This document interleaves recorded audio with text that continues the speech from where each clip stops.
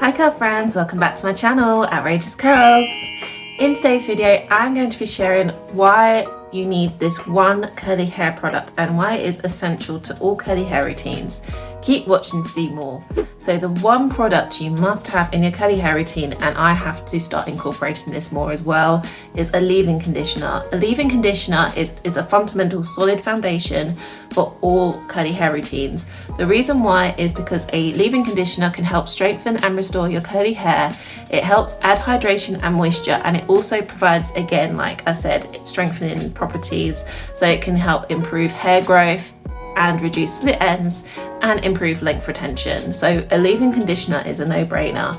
And also, if you are lucky enough, some leave-in conditioners do also provide curl definition as well. So there are so many good leave-in conditioners out there, and I'll just provide a little breakdown depending on your hair type. So how do you know which leave-in conditioner will be best for you?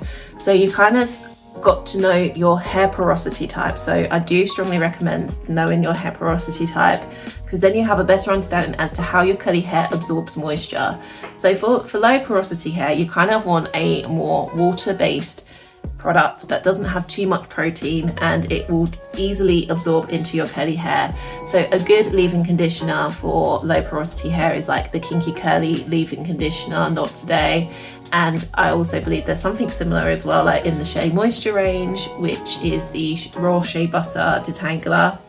And another good leave-in conditioner for low porosity hair. Another good leave-in conditioner as well for low porosity hair is the Shea Moisture Jamaican Black Castor Oil Leave-in Conditioner. That one's really good, and it also has keratin, which can help strengthen the hair strands as well. For high porosity hair, you kind of want a thicker, creamier, because your hair type loses moisture as soon as it is applied. So of course you want to make sure you seal it with something else, but you do want something heavy. So a good leave-in conditioner for high hair porosity, I'll just share a few images here which will be really beneficial. And for currently the hair type that I've got low porosity hair, and I've got a mix of frizzy for A hair.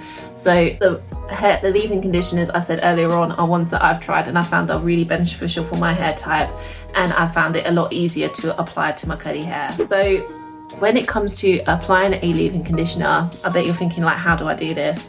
So I'll just share a few video clips here of how you apply a leave-in conditioner. So you want to apply it first before you apply anything else. So after you've rinsed out your deep conditioner, you want to then apply your leave-in conditioner. When you are applying it, make sure you are distributing it really well. So you want to make sure you're getting to the roots and to the middle section and the ends. So this will benefit your hair type overall. And when you are using a leave-in conditioner, I do recommend trying to make sure it does have a lot of good slip. So you want to make sure you be able to finger detangle your curly hair, just so you can get the best results at the end of your curly hair routine, because you want to make sure your curly hair is tangle free as possible. And also when you are finger detangling, it will help thoroughly distribute the product around your curly hair strands as much as possible for the best results. So those are some good techniques to apply when you are applying your leave-in conditioner, and make sure you do apply a bit more to the ends of your hair as well to just help reduce split ends. Of course, you've got to be really careful when it comes to applying a leave-in conditioner. So make sure you do avoid trying to apply too much, because when you do apply too much to your curly hair, it can affect the rest of your curly hair routine. So what will happen is that it can just like weigh down the curls too much. It does take time, I'm not gonna lie, and you kind of got to figure out what works best for your curly hair. But if you're not sure, always try like a little damn amount and then just keep applying a bit more until you think, actually, you know what, I think that's enough. But if you do feel like you've applied too much leave-in conditioner, what you can do is just literally, like, don't squeeze it too tight, but just squeeze gently any excess product, because then you know that's just too much and your curly hair doesn't need it. And that's a good technique that you can use if you feel like you have applied too much leave-in conditioner. When it comes to a leave-in conditioner as well, you want to make sure you are sealing it in, so you are sealing in the moisture of the product. If you are on a budget and you can't afford a curling cream or a hair mousse, do not worry. Sometimes you could just follow up with an oil. An oil can last a really long time, and that's a really good budget-friendly product.